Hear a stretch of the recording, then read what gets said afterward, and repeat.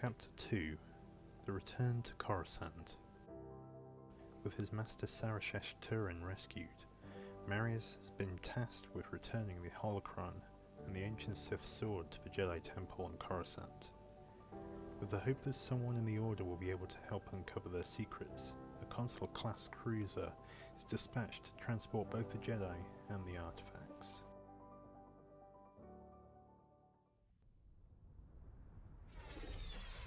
The Consular-class cruiser's engines roared overhead as it circled the valley, touching down just outside the village. Marius made his way down the mountainside staircase from the temple, and into the village as the boarding ramp lowered. Out walked a bedraggled-looking Bothan, her brown braids swaying in the light breeze of the valley. "Hello there," the Bothan said, waving towards Marius as the human villagers gathered around the ramp, hoping to trade with the newcomers. "Were you right off this rock?" "Obviously," she said, with a hint of embarrassment. "Not that this is a rock, I mean..." She looked around at the villagers, and up to the temple in the distance. "Sacred rock? That's better, right?" She smiled sheepishly. "Marius Hallux," Marius replied, bowing his head slightly, a grin flashing across his face. "New to the diplomatic cause, Captain?" "Villette," the Bothan answered. "Woony Villette. Captain of the Stargazer." She gestured to the cruiser. "Sir? Master, right?" Marius chuckled. "Not yet. Marius will do." "Right. Yes, Marius. Very new. Used to be a freighter pilot, but, I joined up for the security of it all. That red paint job costs less than a blaster, and is 5 times more effective at warding off pirates and the like," Woony said, beaming up at the Stargazer. "Have you met a Jedi before, Captain? You seem a little tense," Marius asked, genuine concern in his voice. Woony sighed. "Is it that obvious? I've always admired the Jedi, but you're the first actual one I've seen since I signed up. I love all that Force and laser sword stuff." Woony winced as the Jedi's face soured. "Sorry, it's just living legends and all that. Honestly, big fan. You don't see many Bothan Jedi, if there even are any. In fact, you don't see many Jedi of Coruscant, for that matter. Not that that's a problem, because, you're busy people. Am I rambling?" "A little, Captain," Marius said, stifling another grin. "Right, well," Woony replied, obviously flustered. "Anyway, we've just got to unload this equipment, and then we can leave." The two walked up the ramp as the passengers began to file past. A team of Republic researchers joined by a squad of security personnel carrying a vast array of equipment and crates. "They're setting up a research outpost to study the temple," Woony said, eyeing the security personnel's blasters with unease. "I never liked blasters. So uncivilized." "And what's that on your hip then?" Marius said, pointing to the blaster pistol holstered to her hip. "I said I don't like them," Woony replied, busying herself with handing a crate down from a storage locker. "Not that I'm stupid. This is for when the red paint doesn't work." "Do you need a hand?" Marius asked. No, we've got it from here.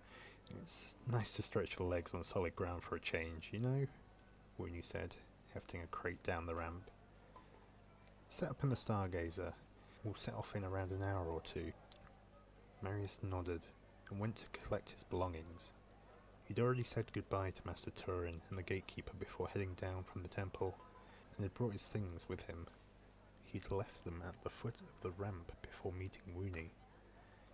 He carried the ancient Sith sword, which was safely in its scabbard and wrapped in cloth, with the holocron placed atop in his arms as he climbed the boarding ramp. The cloth wrappings over the sword were Master Turin's idea. Better to keep something steeped in the dark side away from prying eyes, especially without further study. The Stargazer consisted of a normal diplomatic configuration, with a level of comfort fit for a Republic diplomat. Heading to the upper deck, he chose an empty cabin and set his belongings down inside. He swiped the datapad in his cabin and activated the crew manifest, reading down the list of names of crew still aboard. Captain Wuni Villette, a Bothan female. The pilot, Uoma Val, a Sulston female. The co-pilot, Telin Kirin, a male Sakyan. The navigator, Ser Corina, a male human. The communications officer, Pale Willette, a male Miralan. And finally, the security chief, Zala Livera, a female Saren. The manifest also listed various droids, but no details were present on the passengers that left to set up the research outpost. Very little details were present apart from the crew's names, species, and occupation. Obviously more an initiation tool for passengers than anything comprehensive. As Marius scrolled through the manifest, his cabin door chimed. He placed the datapad down and opened the cabin door to a disdainful-looking Twi'lek, his eyes already fixed on Marius, peering down at him. He looked him up and down quickly, seemingly sizing him up. He stood a full foot taller than Marius, and was quite a slender man with electric blue skin, but no distinct markings. "Yes?" questioned Marius, feeling slightly uneasy at the unannounced visitor. The Twi'lek's mind seemed impossible to read. He didn't look like a Jedi, dressed as he was in civilian clothes, but there were those trained to resist a Jedi's censors. "Marius Hallux?" the Twi'lek said, his face devoid of expression. Marius nodded. "The Council have seen fit to allocate you additional funds for this mission." He brought his hands from behind his back, producing a small datapad to which he began tapping away. "Yes, let's see. A slightly odd number, but 940 credits have been transferred to your account," he said, his eyes not leaving the screen. "I'm grateful for their assistance, but is it really necessary? Does the Council expect trouble?" Marius asked. It seemed odd that he'd require the credits, given the circumstances. "Yes, it appears someone has an interest in your mission here. The Council have reason to believe you're being tracked by a Gotal." He tapped on the datapad before handing it to Marius. The screen showed a dossier containing information about a Gotal in question. "As you can see, his name, at least, from what our databanks show, is Akin Raldir. He's a scout for the Hutts, and sources say he's had some kind of cybernetic enhancements added to his legs. That's useful for a scout, but rather easy to recognize if you know what you're looking for," the Twi'lek said, his hands returning behind his back as he loomed over Marius. "Though not an especially dangerous man himself, his involvement with the Hutts may be a problem." Thank you. I didn't catch your name," Marius said, looking up from the datapad.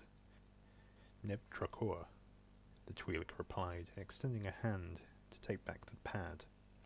"I'll be stationed here on the ship until we reach Coruscant. If you need me, I'll be around."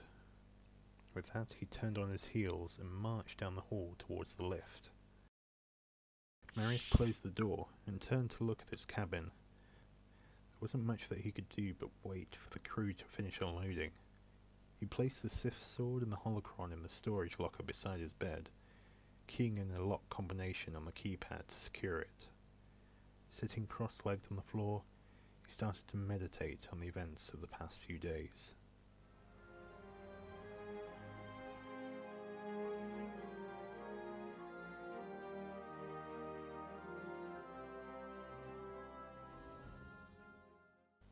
Just over an hour passed before Marius's comlink sounded.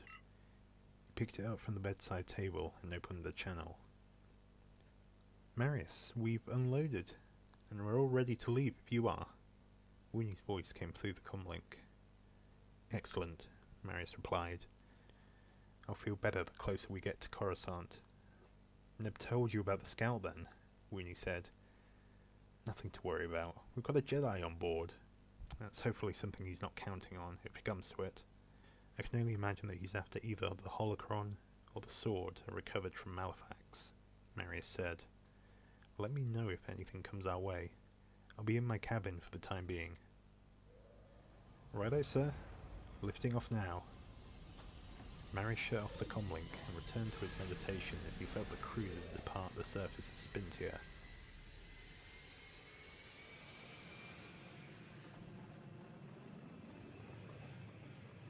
Calculating the jump to light speed, said a voice over the intercom. Marius felt the jolt of the ship as its hyperdrive roared to life, and the ship leapt into hyperspace.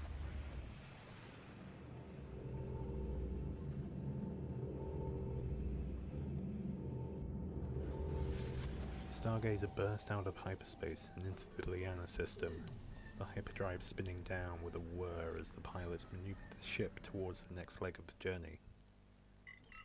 Marius's comlink chirped, and he answered the call. Marius, can you come to the command deck? We might have a situation up here, Weenie said, a twinge of anxiety in her voice.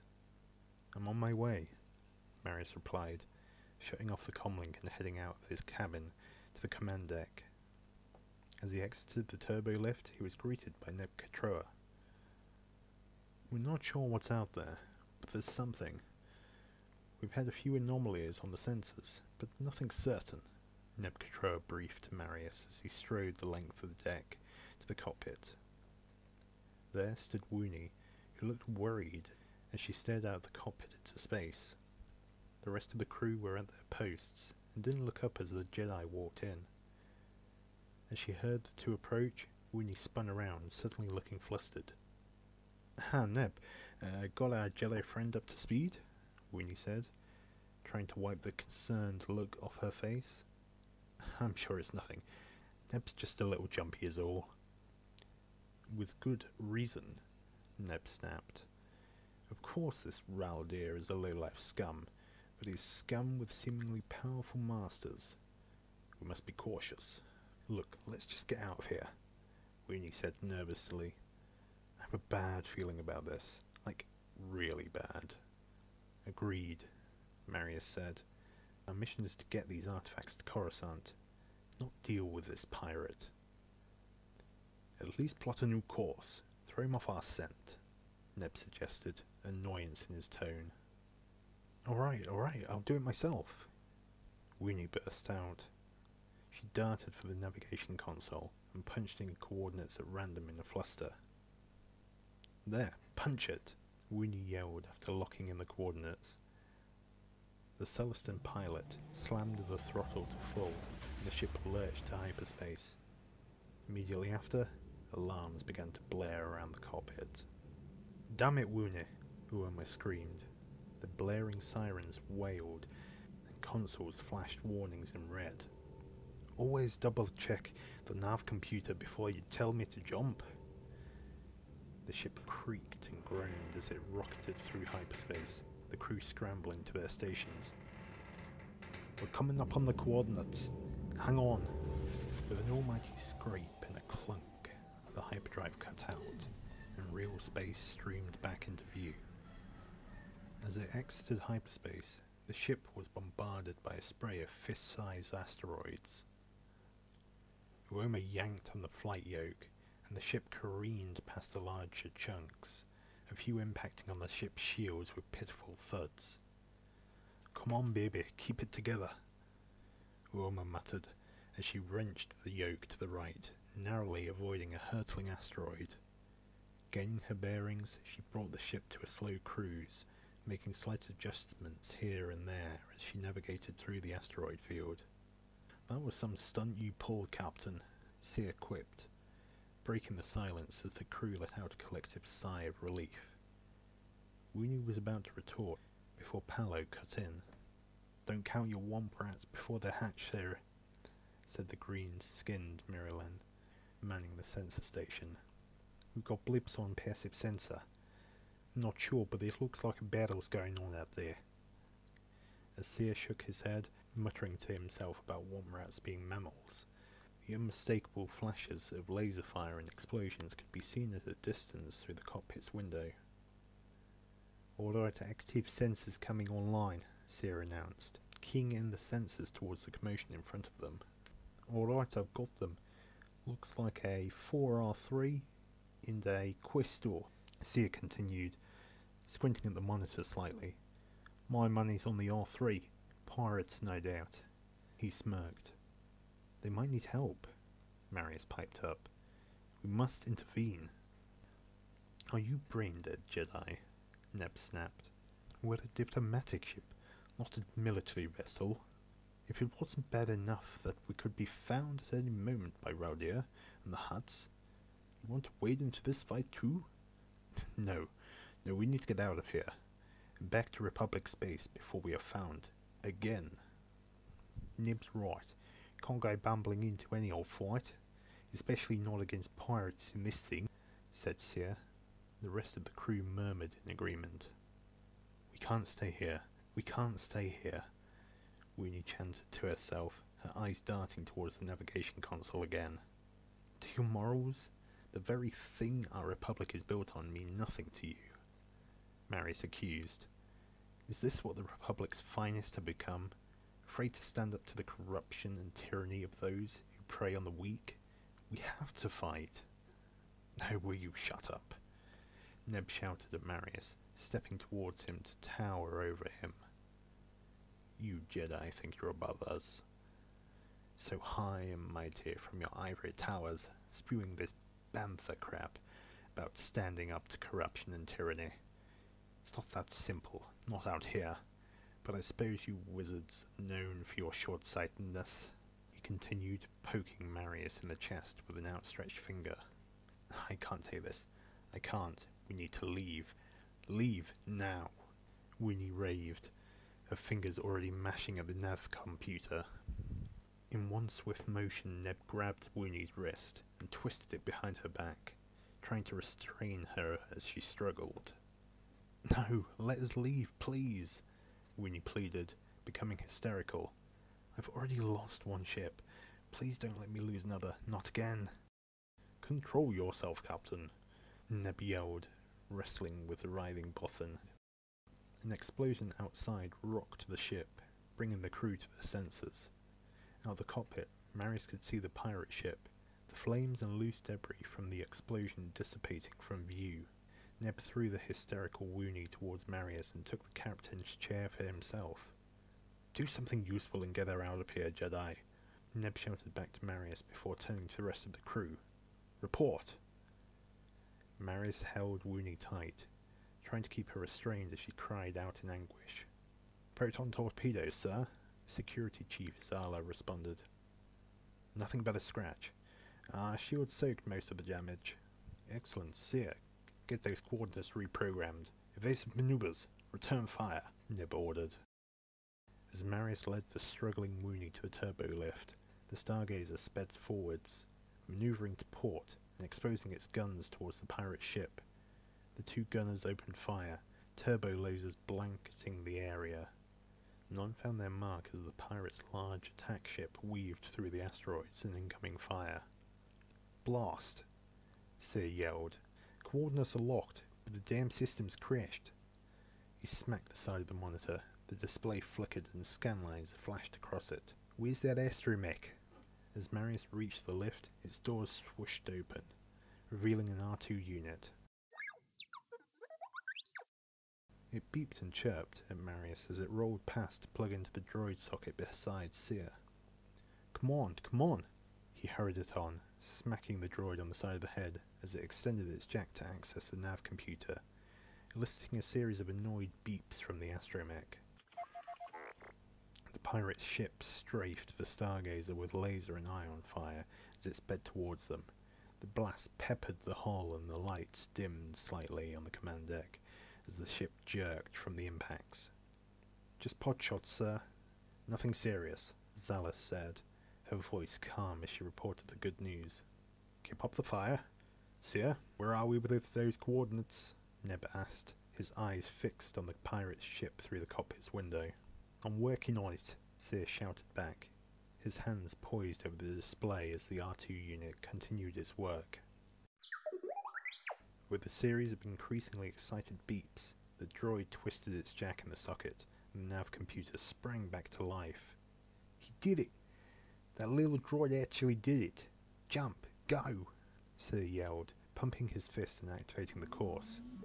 Uoma punched the throttle forwards, and the stars zipped past the ship as it entered hyperspace, leaving the pirates to their already stricken prey.